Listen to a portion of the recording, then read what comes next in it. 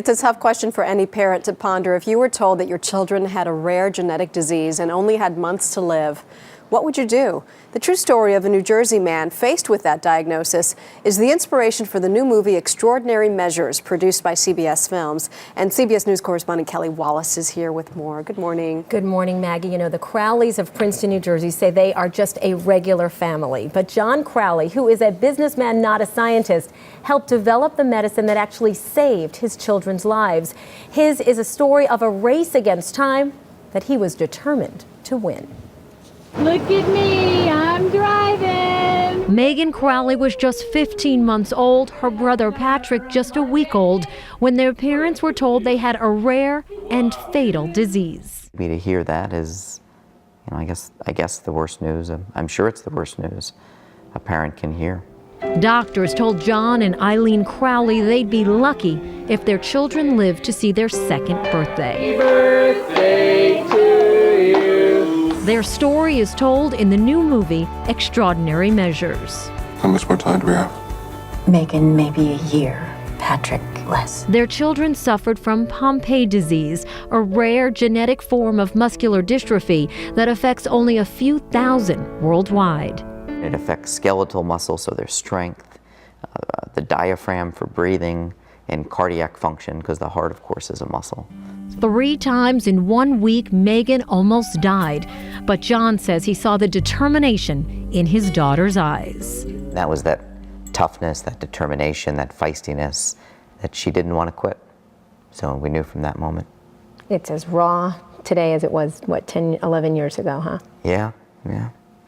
Told there was no treatment and frustrated at the slow pace of research, John quit his job at a drug company to start a small biotech firm with the goal of finding medicine to save his kids' lives. So Eileen, what is your reaction when John tells you, I'm going to quit my job and I'm going to start a small biotech company? John and I had talked about it, and I trusted John and knew that he would do the right thing. Meanwhile, their children continued to defy the odds as John managed to raise more than $100 million for research. It was literally building lists of who do you call and what do you do, and it was so great to see that, just the community come around it. Science takes time, Jersey. As depicted in the film, John's startup company played a role in developing a life-saving treatment. Megan and Patrick got their first dose in 2003. 12 weeks later, John told Megan the news he dreamed about. I said, it means you're going to live to be an old lady. You know, she kind of looked at me and smiled and gave me a little thumbs up and just said, thank you. Excited to go back to school?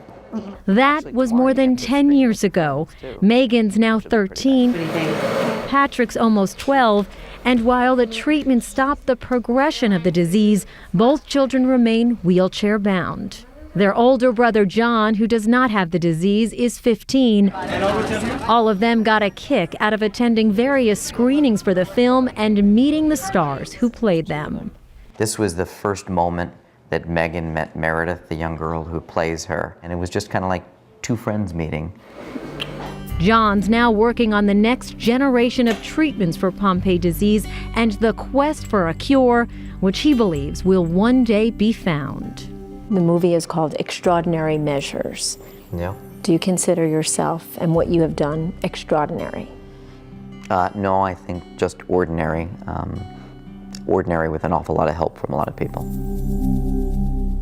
And I think many other people, especially families with children with Pompe disease, would disagree. The Crowleys are clearly humble, and Maggie, they say they continue to be amazed at how tough their kids are, especially Megan. Get this, she was not happy when the medicine she got was clear instead of pink. Oh, yeah. She wanted it to be pink, and she said, Dad, any future medicines you develop must be pink. He said, okay, I'll work on that. Yeah, that was a sweet scene in the movie. Also, I thought that I noticed John Crowley, the real one, in the scene in the movie. Did he have a cameo? He had a cameo. He played one of the people in the conference room, one of the people that John Crowley, the character, and Harrison Ford, who played this doctor, were trying to get money from. But interestingly, Megan and Patrick and Eileen Crowley were also in a scene that was on the cutting room floor. Megan was not pleased about that. I bet she had plenty to say. She did. Kelly Wallace, thank you. Sure thing. Sweet.